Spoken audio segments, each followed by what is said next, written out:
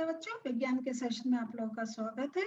हमारे चारों ओर के परिवर्तन इस पाठ को आगे बढ़ाते हुए आज जो हमने पहले सीख रहे थे उसको और थोड़ा समझते हैं। क्या परिवर्तन करने के और तरीके हो सकते हैं, तो इनको अभी हम थोड़ा सा और उदाहरण लेकर समझते हैं कि और कौन से तरीके हैं जिनके सहायता से हम ये परिवर्तन कर सकते हैं। तो चलिए अपना पाठ खोलते हैं और इसको आगे बढ़ाते हैं। तो बच्चों, आप लोगों ने बुक खोल ली। अब हम लोग आज एक और उदाहरण देख रहे हैं जिसमें हम परिवर्तन की बात करेंगे और देख रहे हैं कि इसमें अभी जैसे हमने पहले जो उदाहरण लिए थे जिसमें हमने बात करी थी कि गुब्बारा का हमने उदाहरण लिया था कि हमने जब उसे गुब्बारे में हवा भरी और फिर हवा निकाली तो वो हवा निकालने पर अपने मूल रूप में आ गया था। लेकिन जब हमने उसमें पिन लगाई और जब उसमें से तब भी हवा निकली, ऐसा नहीं है हवा नहीं निकली, लेकिन दूसरे रूप से वो हवा निकली जिसमें से वो जो परिवर्तन हुआ था तो हमें मूल रूप में वो गुब्बारा नहीं मिल पाया था। उसी तो ऐसे ही हम एक और उदाहरण देख रहे हैं कि आप एक कोई मोमबत्ती लेकर आप सबसे पहले जलाने से पहले उसकी एक नंबर जो लंबाई है उसका माप कर लें कि वो कितनी बड़ी है, कितने सेंटीमीटर कितने इंच वो बड़ी है। फिर आप क्या करें कि उसको एक जगह रखकर उसको जलाएं और कुछ समय बाद इसको जलने के बाद क्या आप करिए कि जो मोमबत्ती है थोड़े समय जलाने के बाद उसको बुझा दीजिए। बुझाने के बाद फिर उसका माप लीजिए कि अब उसकी लंबाई कितनी है। ठीक है, तो आप क्या देखेंगे कि जो ये जो लंबाई में कोई अंतर आया।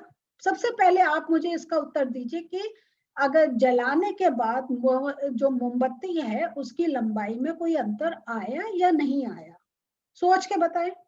आया, वेरी गुड। तो अब जो हमारा ये जो लंबाई में परिवर्तन हुआ उसको हम उत्क्रमित कर सकते हैं।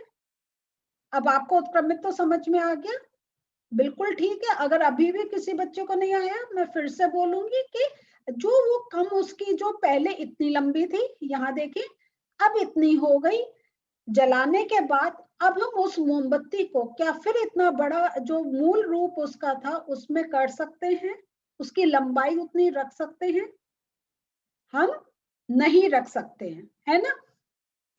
अब हम दूसरी एक और क्रिया करते हैं। अब हम इसी ये जो मोम होता है इसको हम देखिए इसमें हम किसी बर्तन में डाल के गर्म कर लेते हैं और गर्म करने के बाद हम क्या परिवर्तन देखेंगे। अगर हम मोम को गर्म करते हैं तो क्या परिवर्तन आता है? मोम पिघल जाता है। ठीक है, ये एक क्रिया हो गई, एक परिवर्तन हो गया।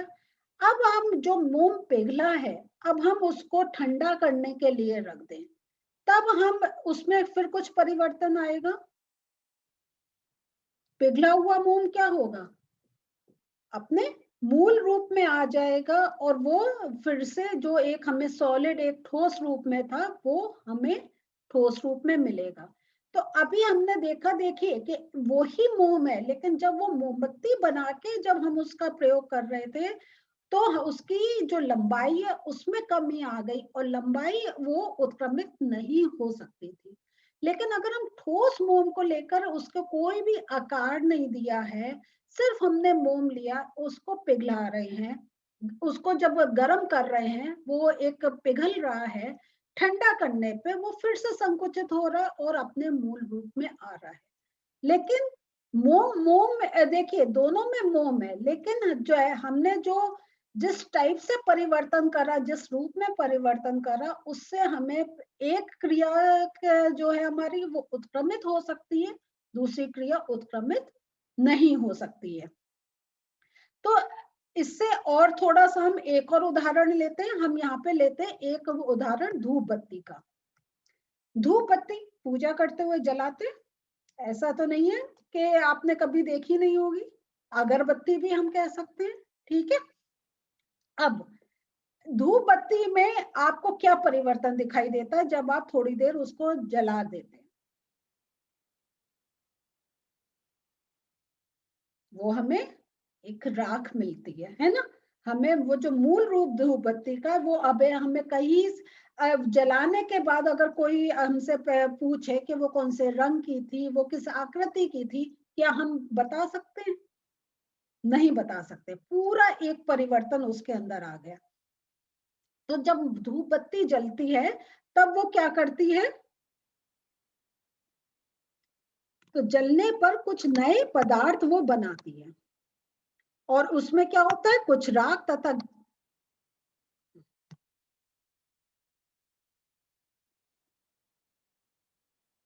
जलने पर क्या होता है, कुछ राख तथा गैस के रूप में वो उसका चेंज हो जाता है।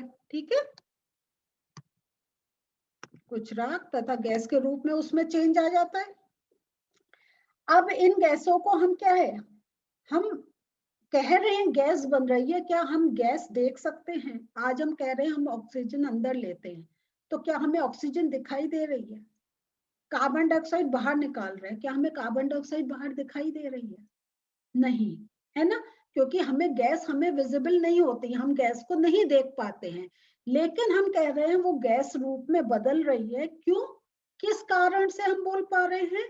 क्योंकि हमें उसकी मनभावन सुगंध सूंघने को मिलती है। ठीक है, तो वो जो सुगंध आती है वो क्योंकि वो गैस रूप में जो बन रही है वो हमें सुगंध आती है। तो ये जो परिवर्तन होते हैं, तो ये हमने देखा कि ये जो परिवर्तन है इसको उत्क्रमित करना पॉसिबल है। धूप बत्ती जो राख हो गई वापस धूप में बदल सकती है?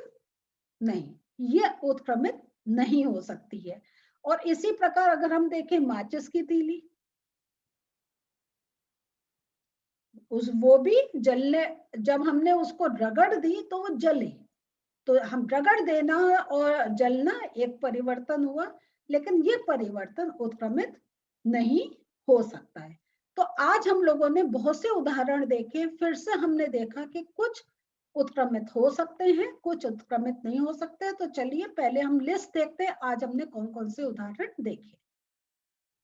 तो बच्चों आज जो हमने परिवर्तन जिनको उत्क्रमित किया जा सकता है वो उदाहरण हमने देखे। मोम को गर्म करके पिघला सकते हैं तथा पिघले मोम को ठंडा करके मोम फिर से प्राप्त किया जा सकता है। ये एक हुआ। तो ये मैंने आपको इसलिए नोट रूप में दिखा रही हूँ, आप चाहे तो अपनी कॉपी में नोट कर सकते हैं। पॉज करिए वीडियो, ये पॉइंट नोट करिए, क्योंकि आपसे प्रश्न पूछा जा सकता है कि ऐसा कोई परिवर्तन का उदाहरण दीजिए जो उत्क्रमित किया जा सकता है। तो आपके देखिए इस प्रकार आपको आंसर देना। दूसरा जो आज हमने देखा वो है परिवर्तन जिनको उत्क्रमित नहीं किया जा सकता है। वो हमने उदाहरण देखे कि मोमबत्ती जलाने के बाद उसकी लंबाई उत्क्रमित नहीं कर सकते। तो आप में देखिए हमने वहां पे अभी जो वर्ड यूज करा था वो मोम यूज करा था, यहाँ पे मोमबत्ती कह रहे हैं। तो इन वर्ड्स का बहुत ध्यान रखना है। जलाने के बाद धूप बत्ती को उत्क्रमित नहीं कर सकते, ये एक उदाहरण देखा। जलाने के बाद माचिस की तिल्ली को उत्क्रमित नहीं कर सकते। तो आपसे इस प्रकार ये जो देखिए बेस आपका यही है, प्रश्न कई प्रकार के बन सकते हैं। आपको एक उदाहरण देकर कह सकते हैं कि ये बताएं कि ये उत्क्रमित हो सकता है या नहीं, आपको हाँ या ना में जवाब देना हो सकता है।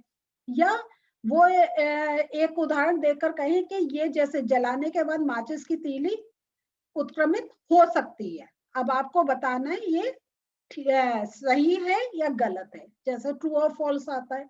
तो अगर आपको इसकी पूरी जानकारी होगी, समझदारी होगी, तभी आप इसका उत्तर दे पाएंगे। तो ये मैंने पॉइंट्स आपको दिए हैं कि अगर आपसे उदाहरण पूछ रहे हैं तो आप ये ऐसे उदाहरण लिख सकते हैं कि कौन से उत्क्रमित हो सकते हैं, नहीं हो सकते हैं। और इन्हीं ये उदाहरण पर भी प्रश्न बन सकते हैं कि आपको इसमें से एक गलत वर्ड लिखकर मतलब जो उत्क्रमित हो सकता है वो कह दे उत्क्रमित नहीं हो सकता, और कहेंगे कि ये अगर गलत है तो इसको ठीक करिए। तो आपको ये भी नॉलेज होनी चाहिए। तो बच्चों आज जो हम लोगों ने सेशन में पढ़ा उसमें हमने ये देखा कि बहुत हमारे पास उदाहरण, अब जितना हमने पाठ पढ़ रहे हैं हर सेशन में हमें नए उदाहरण मिल रहे हैं। और हमें यह पता चल रहा है कि कभी कभी जो मूल रूप होता है, जैसे मोमबत्ती का देखा वो मोम की बनी है, लेकिन जब उसको हमने एक मोमबत्ती का रूप दे दिया तो वो उत्क्रमित नहीं हो सकता है जलाने के बाद। लेकिन अगर मोम मोम ही है, उसको कोई आकृति, उसको कहीं कुछ और शेप नहीं दी गई है, तो वो उत्क्रमित हो सकता है। तो इस प्रकार देखिए तो कैसे हम, ये भी एक हमें नई चीजें पता चल रही हैं कि अगर रूप किसी चीज का बदल जा रहा है तो उसमें जो परिवर्तन हो रहा है उसके उत्क्रमण का भी एक अलग तरीका हो सकता है। तो बहुत इंटरेस्टिंग चैप्टर चल रहा है। अगले सेशन में एक बहुत इंटरेस्टिंग टॉपिक लेंगे कि जब मिक्सचर का उत्क्रमण हो सकता है या नहीं, कैसे अगर कोई मिश्रण है उसके बारे में समझेंगे। तो अगले सेशन में फिर मिलते हैं। बाय।